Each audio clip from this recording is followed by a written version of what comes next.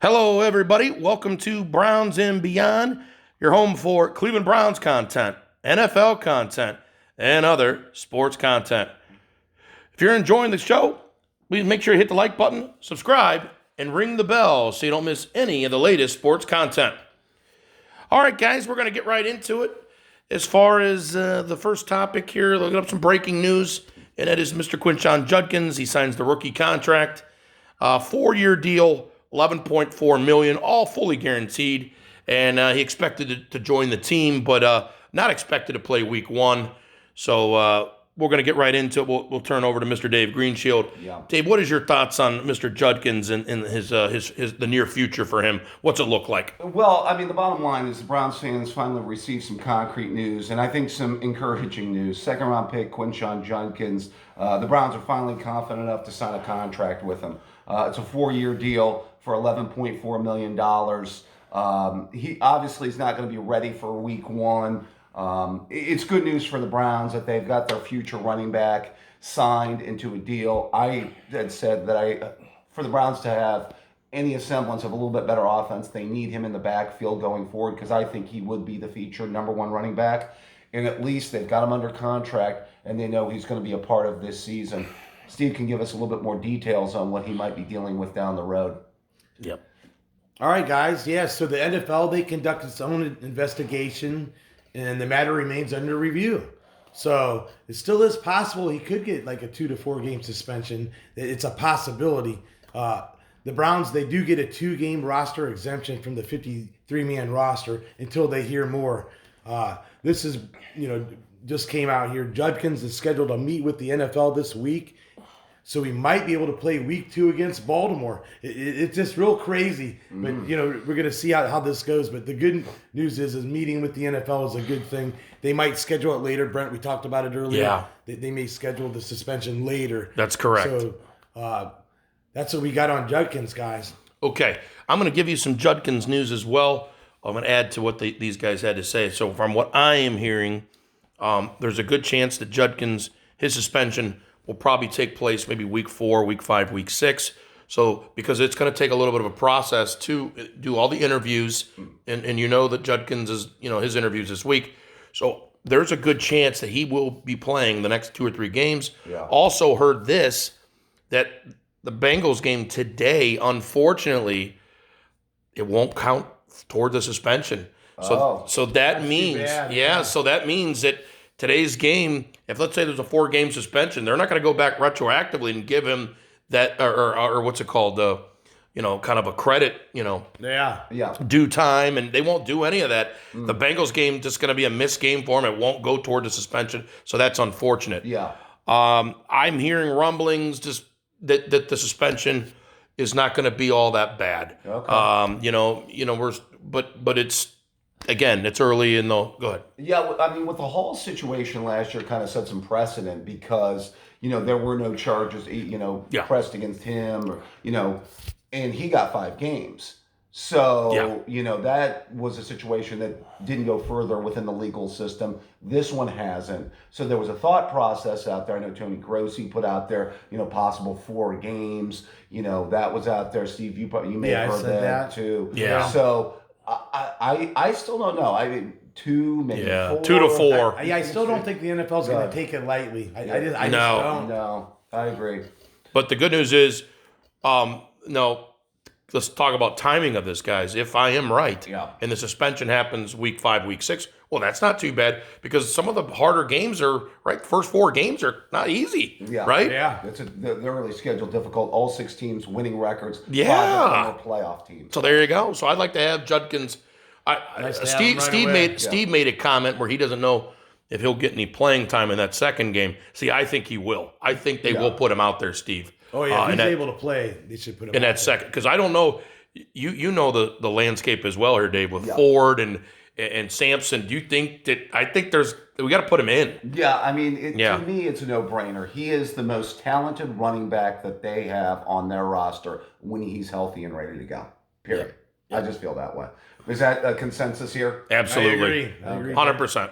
Okay, guys, we're going to get into our first topic today, and that is the Cleveland Browns will take on the Cincinnati Bengals here in Cleveland here. So we're going to get into, we'll get into it first here with Mr. Dave Greenshield. Dave, give me your thoughts on the Browns versus Bengals here, as far as what your thoughts are. Give us a prediction and a preview of this game. Well, the 104th installment of the Battle of Ohio. It's been a really interesting rivalry over the years. When we say this is the jungle versus the dog pound, you don't live in Cleveland, you live in Cincinnati.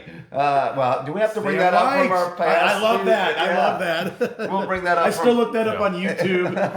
Yeah, get a Browns fan. To get people excited. Get the people. Problem is, a lot of Browns fans like the Bengals and like Burrows, so it's hard to get them into that old white YouTube clip. Yeah, the Browns fans have not been as harsh, obviously, on the Bengals as they have. Well, I mean, obviously, it's tough to have that disdain for them, that same disdain for them that you have for the Ravens or the Steelers, for obvious reasons, Steve. I mean, we get that. Yeah. But I'm going to start out talking what I think is the most interesting matchup between these two teams, and it's really been the most interesting matchup over the last 3 to 4 years. And let's get into it. And that's the Browns defense versus the Bengals offense. The most intriguing matchup of this game is going to be particularly that Cincinnati high-powered passing game against the talented Browns defense.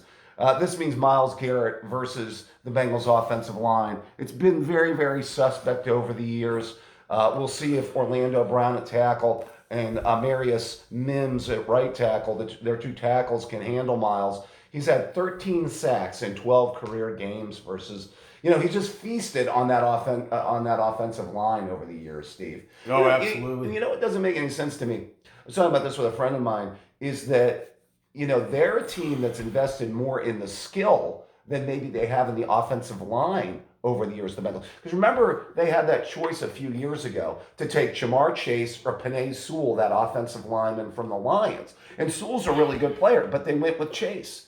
And they almost took a bad offensive line that year, which was horrible in 21, to the precipice of winning the Super Bowl. Now it was their ultimate downfall at the end of the game because they couldn't block Aaron Donald, and he took over that last drive. But Chase is a pretty good player to have on that team. He's a receiver in the He's a generational talent, no doubt about it. And I'm going to get into that in a minute. And that's where I was going. The other key in this matchup will be with Burrow and the Bengals receivers versus the Browns secondary.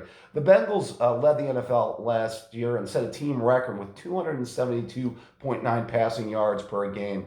I believe the Higgins and Chase combination as a 1-2 punch is the best 1-2 punch in football at wide receiver. Now, the Browns pass defense ranked 12th in last year, but it was number 1, obviously, in 2023.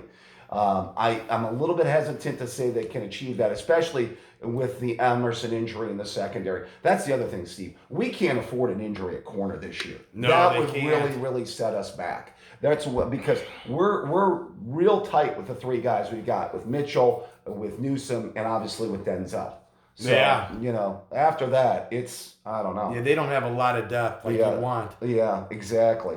Well, and that'll be the interesting matchup. Obviously, Ward, Newsome, and a guy I don't think that gets enough credit that's really evolved, Grant Delpit, who I think has turned into one of the better cover safeties out there. The Browns are going to play a lot of man coverage. They usually do under Schwartz, so I think you're going to see these one-on-ones on the outside take place. So that's going to be an interesting matchup. Can they limit Chase? But the thing about it is even if Chase is contained, remember, the Bengals have an option B. Even their tight end's a good pass-catching tight end. So they have an option B and an option C in the passing game, even if Chase is contained a little bit in this game. I would also be aware of second-year running back Chase Brown, 1,350 total yards from scrimmage. It's going to be interesting to see how big of a role he's got in this one. I think he's one of the more underrated backs in football. Don't you think, Steve? Yeah, I don't hear much on him, Dave. And you always hear about Burrow passing the ball. So, yeah, he's underrated. I want to see more of him this year. Yeah, it'll be interesting if he can build off that that success that he had last year. But they run the ball when they need to, and they obviously throw to set up the run.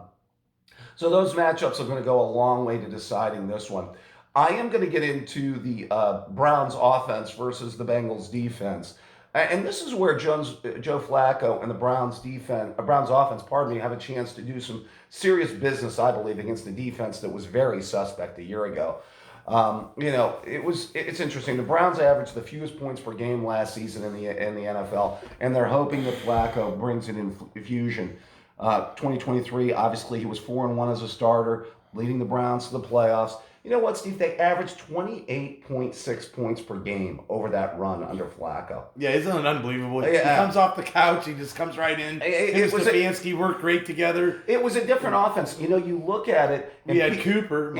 Exactly, the newly retired Amari. Yeah, freshly retired. Amari Well, Cooper. he wanted to go back to his team and decided he didn't want to play. You know, that's crazy. Unfortunately. You know what it shows you? You can be one of the best receivers in the NFL, and it can end that quick. You know who was like that? Michael Thomas with the Saints. Was like the best receiver for a couple of years, and then the bottom fell out. You know, injuries happened. Yeah. You're not the same player. Yeah. He looked washed last year in Buffalo, so I was a little surprised by that. I'd like to have Cooper for the Browns right now, but we know he's retiring, but wouldn't that just sound good to Browns fans? Well, how about Mr. Cedric Tillman? You're counting on a big year there, Steve. I don't know. That's your guy. Yeah, don't let him get in the way. Yeah, Jamari Thrash had a good preseason too, by the way. He did.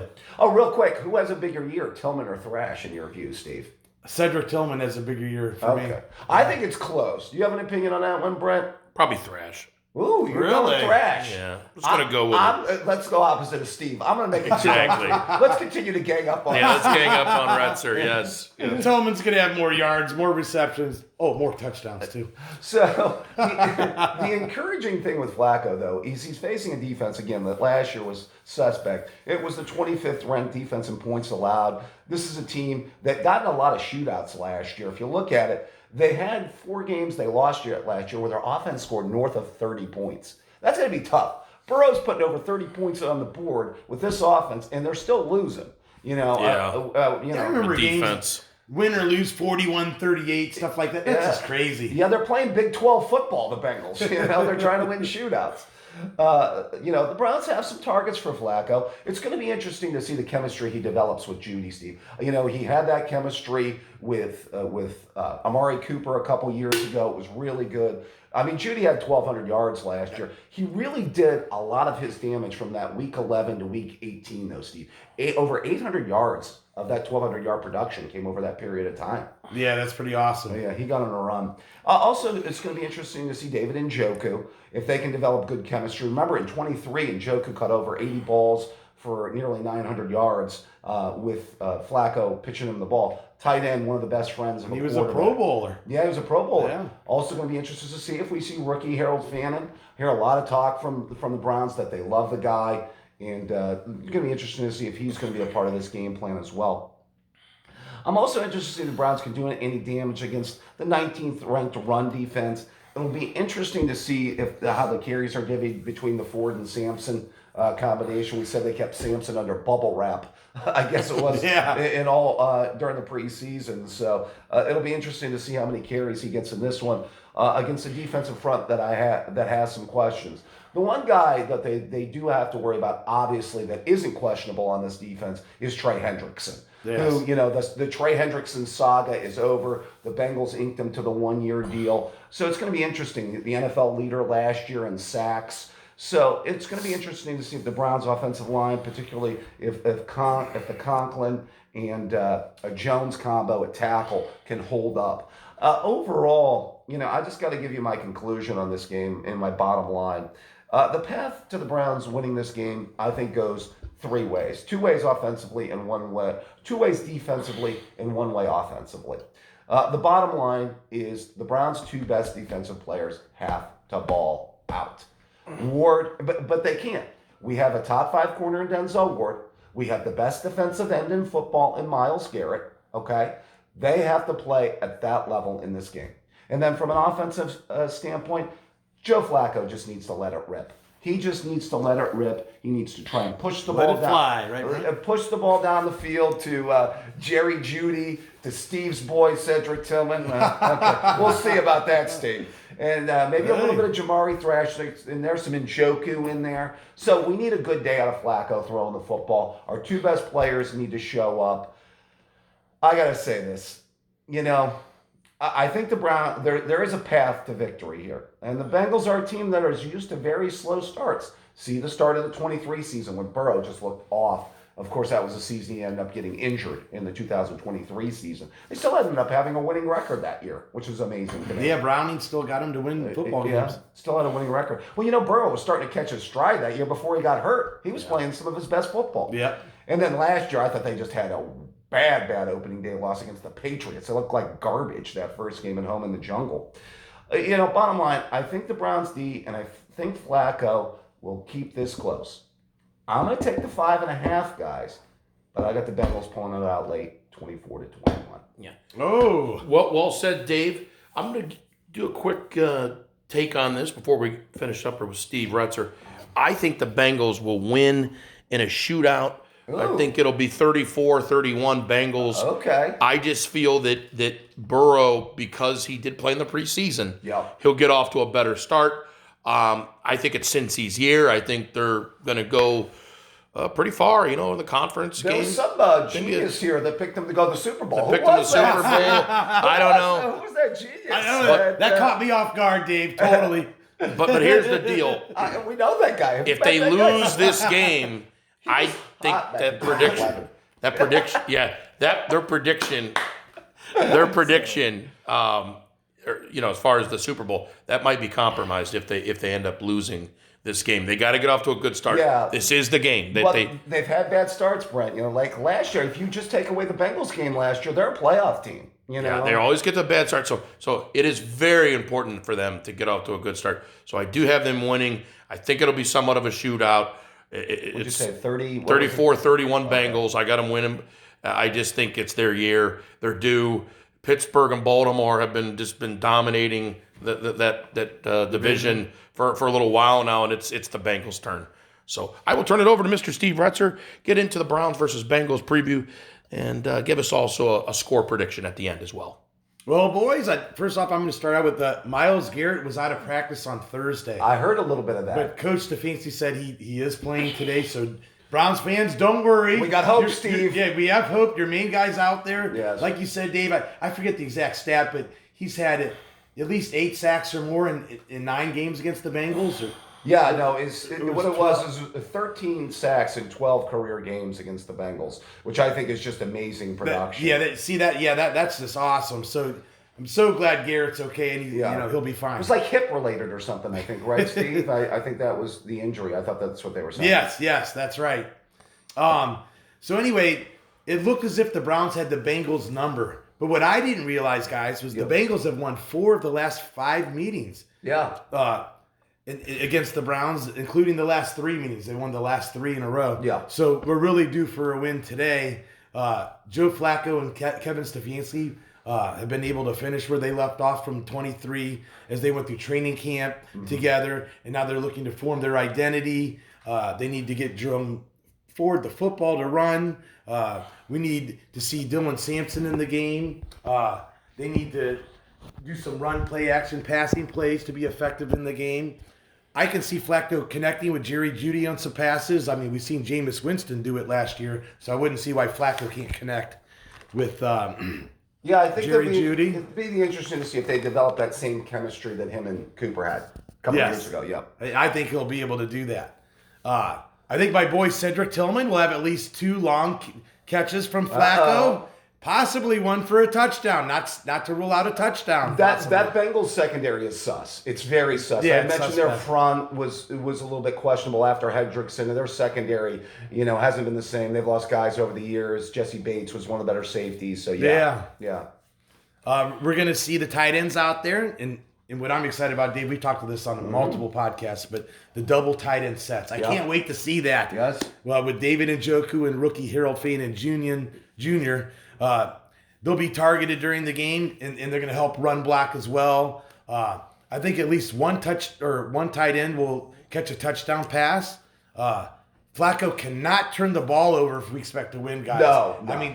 I mean, I think he'll still have at least 1 interception. That's just a prediction. Well, let him rip, Steve, and it could go either way, buddy. But he cannot turn it over if we expect to win. So let's hope not for that. Yeah.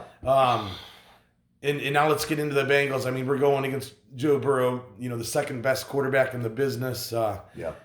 With the league's most high-powered offense. Chase Brown, you mentioned, Dave. We're going to see how he's going to be running the ball.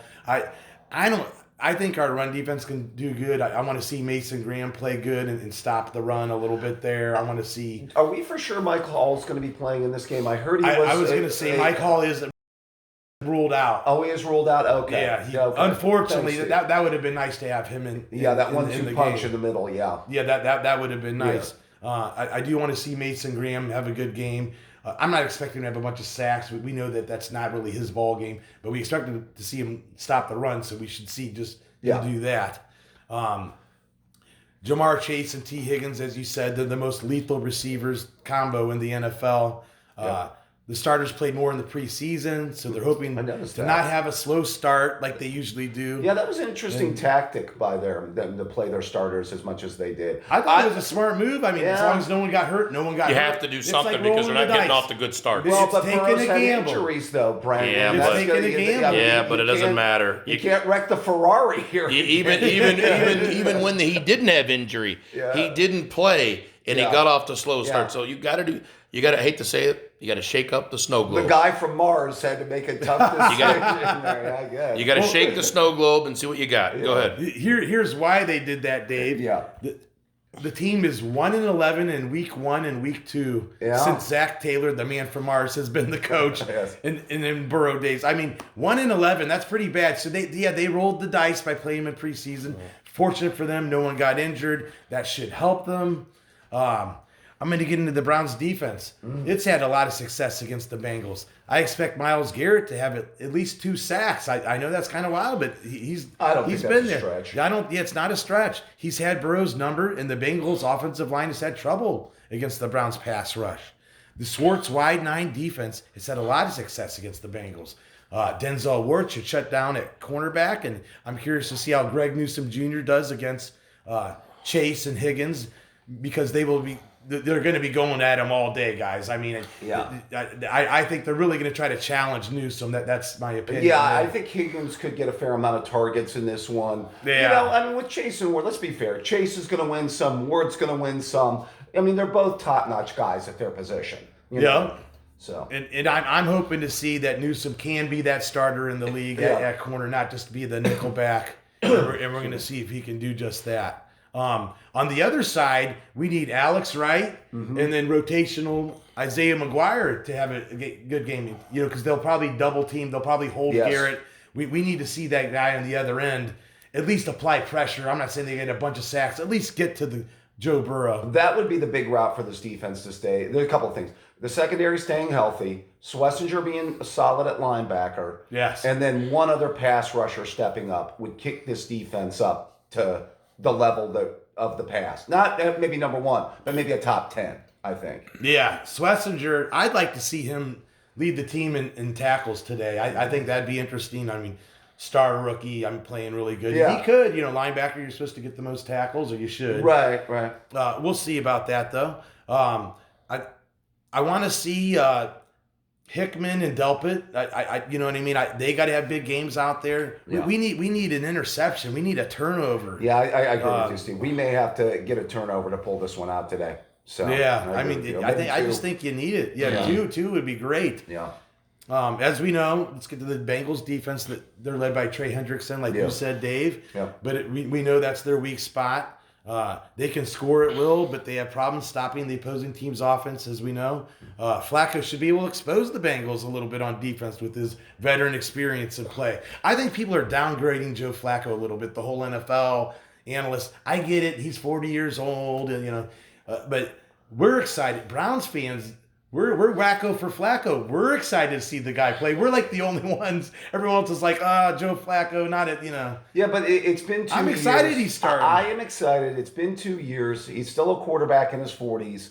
And it's a live arm, but it's a live arm where that ball could go. Yeah. You know what I mean? Now, Steve Retzer said something to me, I think about a week ago, maybe 2 weeks ago. He said, Brent, we don't really know.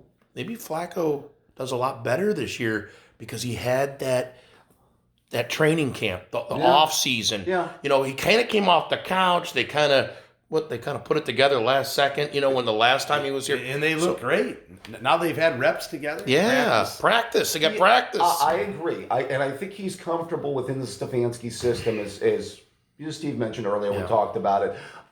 If we could get a little bit of run game too in this, because that Stefanski wants to throw in that play action. He wants to run some play action. You got to have good run game, and because otherwise you're going to put the bugaboos with Flacco with his picks. Right, the picks are going to be a little bit, more exposed. I'm hoping where the running game will. I'm hoping to see an improvement. You're right. From 23. Yeah, well, I mean, the two keys: the line has to stay healthy, and eventually we have to get Judkins on the field. This Samson-Ford combo will be okay. We need Judkins, Dave. That's a great call. Exactly, because you need and that's the path to this offense being better. Is obviously, other than quarterback play, everybody knows that the line staying healthy for the entire year. 4 starters over 30, so be careful there. And then Judkins being your full-time back. So yes. Yep. Okay, guys, I'm going to get just a little bit into the special teams. Okay. I think kicker Andre Schmidt will have his hands full today, guys. He cannot miss. I repeat, cannot miss extra points. No. He cannot miss field goals if we expect to win the game. I mean, you just got to make them. He looked good in preseason. We cut Hopkins, which I thought was a good move. But this guy better be the answer. We're going to see the Bengals kicker – Evan McPherson, he's automatic, so he's going to make his kicks. Great kicker. I believe the game will be a nail-biter. I'm glad we're at home. It's a must-win with the brutal schedule ahead. I have the Browns winning 27-24 with the last-second field goal made by Andre Schmidt. Wow. Browns win, baby. I have to be optimistic. You guys picked the Bengals. I had to take the Browns, boys. Yeah, we talked about it. Yeah. Me and you were kind of looking at the schedule to start the season, Steve, and you said this was one of the games of your... a must-win. Well, of the 6, you thought this was going to be the one they could get. The easiest, even though it's not easy. Yeah, I hear you. I just think Burrow makes a play at the end. He does. And kind of where Brent's going. I don't see as many points as Brent does. Because I got a little bit of confidence in the Browns defense to kind of contain Burrow in this offense for a little bit. But I'm worried about a turnover by Flacco with that live arm. And the running game isn't at full force yet. And that's where Dave's point makes sense. You guys are being realistic. I'm trying to be optimistic. Well, we live in the realistic world, Steve. Sometimes those Browns-colored glasses. Yeah. Hey, it's part of being a Browns fan, Dave. I hear you, buddy. Steve well said. We're going to get into our next topic, and that is each of us will pick a game of the week and we will give a prediction. And we'll give some analysis to each of these games. And we will start with Mr. Steve Retzer. Steve, what do you got for the game of the week? All right, boys. I have the Minnesota Vikings at Chicago Bears. That's on Monday Night Football. Yeah. Mr. McCarthy. That's correct, Brent. JJ McCarthy is making his NFL debut, and I think he's going to do just fine, even though many people are saying it's going to be rough for him. Vikings coach Kevin O'Connell is great with quarterbacks, and he'll do just that with McCarthy. I see McCarthy connecting with receiver Justin Jefferson all day long. I mean, Addison, too, could be a threat in this one as well. That's a great 1-2 punch. We're talking about Higgins. Oh, yeah. Jefferson and Addison, that's awesome. Yeah. And then I think they also have Adam Thielen, The old vet, Yeah, he's the old time guy. Tight end T.J. Hawkinson, Dave, not a bad tight end. Yes. Aaron Jones in the backfield, so they'll be able to run the ball as well, so that'll help with his passing game. Now let's get to the defense on Minnesota. Brian Flores is one of the best defensive coordinators in the game. Ben Johnson had his number, though, last year when he was the Detroit OC. Although he had Detroit's offensive weapons and Jared Goff. That offensive line, that kind of helps, though. That would help having that Detroit cast. Yeah. But I get what you mean there. Javon Hargrave, former Eagle, is tough at defensive tackle. Yeah. Safety Harrison Smith leads the way on defense. It's going to be interesting to see how new head coach Ben Johnson does with Caleb Williams. Being an offensive-minded coach, he had a defensive-minded coach in Matt Eberflus last season.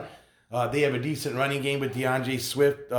Williams has DJ Moore and Rome Odunze. Yeah, that's a good receiver core. And then they got rookie standout.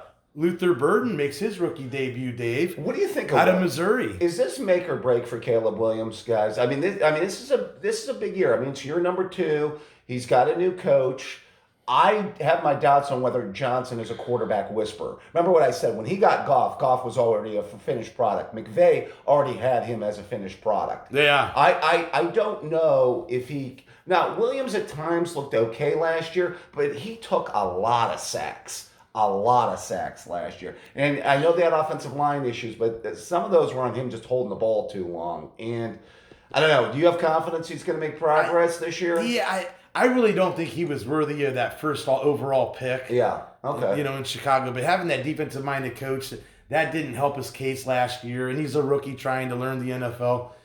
We all hope, he doesn't get into that sophomore slump. But he should actually do better, obviously, with Ben Johnson. Everyone's predicting. As you said, the weapons are decent. Yeah, some are saying that the Bears could finish even second. And I think all that's wild. But I like Minnesota, and I made that clear.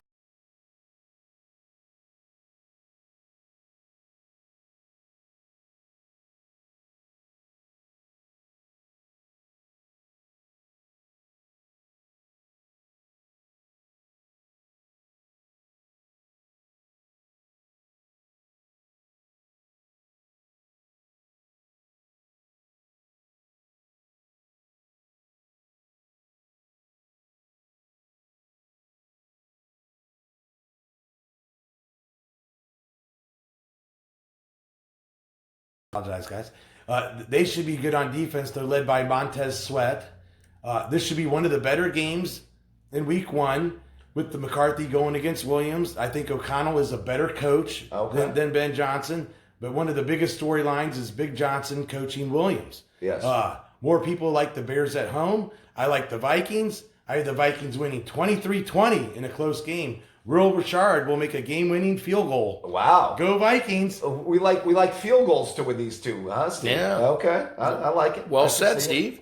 All right, guys, I'm going to get into my pick. My game of the week is the Green Bay Packers and the Detroit Lions. And I kind of foresee that it'll be a shootout. I think Jordan Love he's going to start out with a good season. He's going to get off to a good start. He's going to dominate in a shootout against that Lions secondary. And I got a score of Green Bay 40. Wow. The Lions 37. I think it'll be a shootout. And I think Micah Parsons is going to he's going to have some big plays in this. Wow. And maybe gets a sack or two, Brent? Yeah, I do. Okay. I think it's Green Bay's year. I just do. And now, you didn't pick them. You were on Philly still this year. Yeah, but they're still going to have a good season. I forgot. Did you have them in the championship? Yes, I did. I had the NFC Championship. Okay. So Okay. I had them in my Super Bowl. I'm with you. I think Love levels up. Yeah. I think Parsons takes a really good defense, makes it even better. I like Jacobs running the ball. I like that rookie receiver. I like a lot of Green Bay this year. That's going to be interesting to see. I want to see what that Detroit offense looks like with the new OC, with Johnson now in Chicago. Yeah, that's true. Yeah, it's very true. All right, we're going to get to Mr. Dave Greenshield. Dave, give us your game of the week.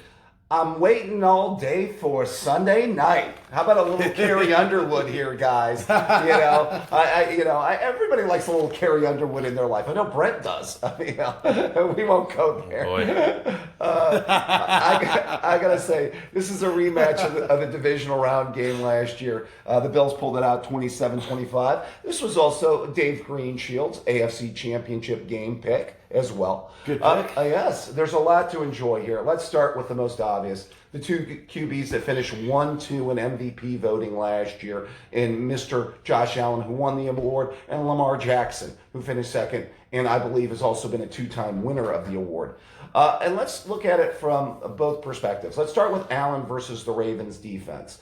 Allen only threw for a combined 307 yards in 2 meetings last year. I thought the Ravens defense really contained him. I actually went back and watched that playoff game. And if you look at it, I think the Ravens really outplayed them in that playoff game, guys. I think it was a couple of turnovers and an Andrews drop. Yeah, you're right about that. Those turnovers. They did outplay them. You're right. Will live in infamy. It'll be interesting to see how the Ravens' front seven matches up with what I believe is a very, very strong Buffalo offensive line. I believe top 5 coming into this season, and so do our friends at PFF. I would look for Kyle Van Noy, who had 12.5 sacks last year, to try and bring some heat on Mr. Allen. It's going to be interesting to see the matchup, too, of the Buffalo receivers versus that Ravens secondary. I think the Ravens secondary, they have top-notch corners. Kyle Hamilton might be the best safety in football, although I like Branch a lot from Detroit, who I think is right up there with him as the best safety. I take a look at it. I think Khalid Shakir, who had a very solid year, was their number one. But the guy I think they need to step up this year is second-year guy Keon Coleman. I think they need a good year out of him as their number two. If he can step up, give Allen a number two guy, because he doesn't have that real alpha that he had in the past when he had Diggs at peak Diggs. You know what I mean? So I think he could use Coleman to maybe step up, give them a decent, 1-2 punch. I also love James Cook. I think he's the most underrated running back in all of the NFL. He can catch it. He can run it. I loved him coming out of Georgia, brother of Dalvin, but he's making his own name. He had a great year last year. I think he had like 17 or 18 total touchdowns last year. So it's going to be interesting to see him running the football against the best rush defense last year. The Ravens had the best run defense last year. So that's going to be interesting to see how that Bills offense matches up with a Ravens defense that I think is going to be really good and even better than it was last year. Now to Lamar against the Buffalo, which could be a very improved Buffalo defense. It's going to be interesting to see if the off-season acquisition of Joey Bosa, who hasn't put up a big-time season since 21. That was his last double-digit sack season. He's had some injuries, so it's going to be interesting to see how productive he can be, and bring the heat on Lamar. Remember a couple of years ago, they tried Von Miller, and it didn't really work out. He never gave them that pass rush that they thought he would. It's going to be interesting if Bosa can do that. Lamar last year, I've been critical of his playoff performances, but like his last 2 or 3 playoff games really haven't been that bad, Steve. I thought he's kind of gotten a little bit better as far as his playoff games compared to his early in his career, wouldn't you say? Oh yeah, I definitely agree. I think they're on their way. Baltimore's tough. I think they're going to beat Buffalo, even though Buffalo had their number last year. Well, I'm going to get to that in a minute. It's interesting because you look at that first half. Lamar did have 2 turnovers, but he totally turned it up in the second half. And if he would have gotten a little help from Mark Andrews in that second half, they pull it out. The other interesting thing about this game is Derrick Henry. Will he have a larger role? Will he have more than the 16 carries that he had in that game? See, that's the thing that's hurt Baltimore, I believe, in their last 2 losses. The Kansas City championship game and last year against Buffalo. They got away from the run game. You had a 1,900-yard running back, one of the 2 best running backs in football. Steve Retzer thinks he's the best running back. I think Derrick Henry. I think Steve's day drinking, but who knows? I like me some Derrick Henry. Yeah, he's awesome. He is awesome. An ageless wonder. So it's going to be interesting to see how many carries he gets in this game, how big of a role he's got in this offense. The matchups on the outside are going to be really interesting. Tre'Davious White, veteran corner, is going to be out for Buffalo in this one.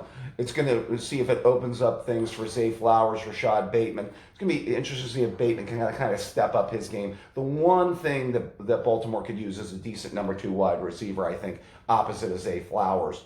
I also look for Andrews. I know those numbers have been in decline. It's going to be interesting to see how big of a role he has. Lamar, I think, still trusts him, especially on those third and medium routes, maybe even in goal line as well.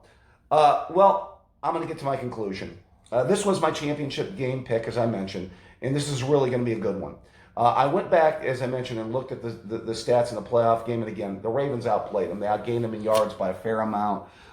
Turnovers and drop passes were ultimately what decided it. I think Josh Allen has a good one, though. I think he cooks in this game. I think he gets a receiver to step up. I think Coleman makes some plays.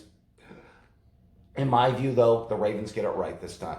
They're going to give Henry a few more carries. That combined with Lamar is just going to be a little too much. I have both of these teams tying for the same record at 12-5, but I have the championship game being in Baltimore, and here's the reason why. The Ravens win 30-27 in Buffalo. Interesting, Dave. Well said. I like it. Wow, that determines seeds in the future playoffs. It's going to be a good one, guys. Yeah. Yep. Well said. All right, guys, we're going to get into our last topic, and that is bold predictions for this week's game.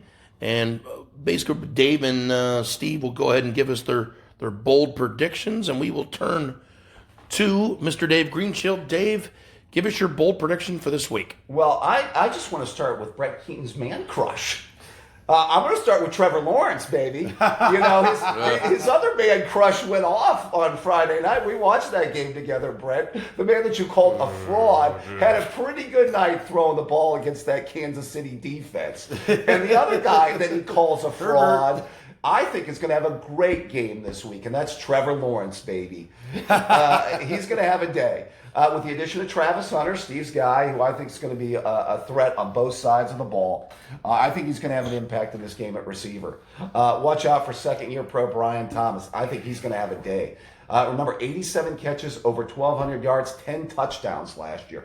I think the Hunter-Thomas combo could help revive Trevor a little bit here. Maybe we get back to 2022 Trevor. Although Keaton thought he was a mirage then, but what does that? He's stuck. What does he know? Yeah, he's stuck back in 2011 or something. That guy. I think that Trevor Lawrence and Herbert are going to be in the next movie, Step Brothers 2, about the frauds. They're going to have bunk beds, and they're going to be frauds together and scam people. Anyways, continue, Dave. Right. Well, see, here's why, too. It's not just I still am a believer in Trevor and the wide receiver combo. This Carolina defense is pretty bad, guys. It was near the bottom of the NFL. It's 32 sacks last year that they generated, were the third fewest, so they didn't have much of a pass rush.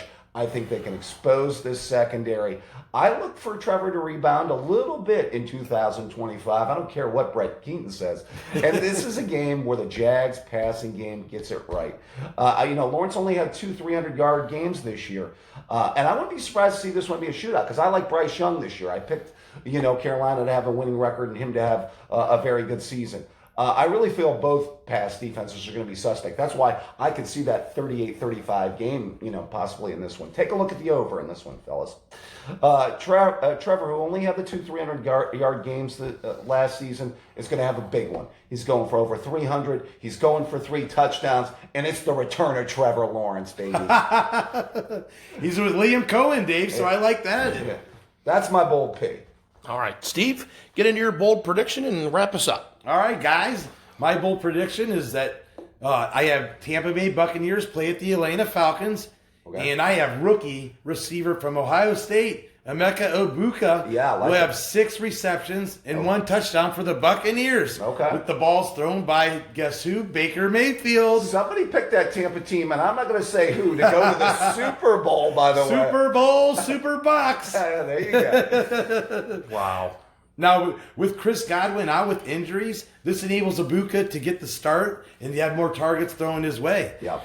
I do think Atlanta's going to focus on Mike Evans. So they'll probably double team him. They're going to be looking at Evans all day long. Yes, is Godwin, I think Egbuka is going to be the second leading receiver before it's all said and done this year. Yeah, even when Godwin comes back, Egbuka should have a good rookie campaign. I think it'll be Evans one, obviously, and then he'll be the second target for Baker, I think, this year. Don't you think, Steve? I do think. I still think Evans is going to lead the way, break the record of Jerry Rice. Yes. But Egbuka is going to be solid. And Baker's shown he can pass the ball now. He really is. 41 touchdowns? I know, that's not too bad, right? Yeah. Brent Keaton, would you say that's not too bad? Is that solid? He's maybe grown. He's maybe matured. Yeah. Something that Brent said he never do. I like this Tampa offense, though. That Irving's a good running back. Wait until they get Tristan Wirfs back at tackle. Wirfs is out today. Yeah, he's not playing. So that's going to be interesting to see if that new Atlanta, they've added some guys in that front 7. But I wouldn't be surprised to see some points in this game. I like Atlanta's offense. I think it's sneaky good. I had them as a playoff team this year. So I think it's going to be a good one today. Yeah, and the Buccaneers, they're sick of losing to Atlanta and at Atlanta. They lost last year. I think that was the game with Kirk Cousins versus Baker. That was one of my better games. Thursday night. I think it was a Thursday night game. Yeah, the Cousins game where he went ballistic. And he did good. Yeah. And it was close. But so Baker's sick of losing to Atlanta. So I think he's really going to want to win this game. And Egbuka gets the job done, guys. What do you got his numbers again one more time, Steve? I have 6 receptions and 1 touchdown. Okay, nice. I think that's pretty solid. It's a great rookie first game. Great rookie debut, yeah. Very well said, Steve. All right, guys, let's get into some final thoughts and wrap this up. All right, Mr. Turn to Dave. Dave, give us some final thoughts on the show. It's here, guys. Week 1 of the NFL season. I think we got a great docket, some really good divisional matchups this week. I'm excited. It's going to culminate with a great Sunday night game, as I just went over earlier. I think we're going to have some really fun games. I'm hopeful on the Browns today, Steve. I think they keep it close. I know you're more confident than I am, but I think it's going to be a good game either way. Steve?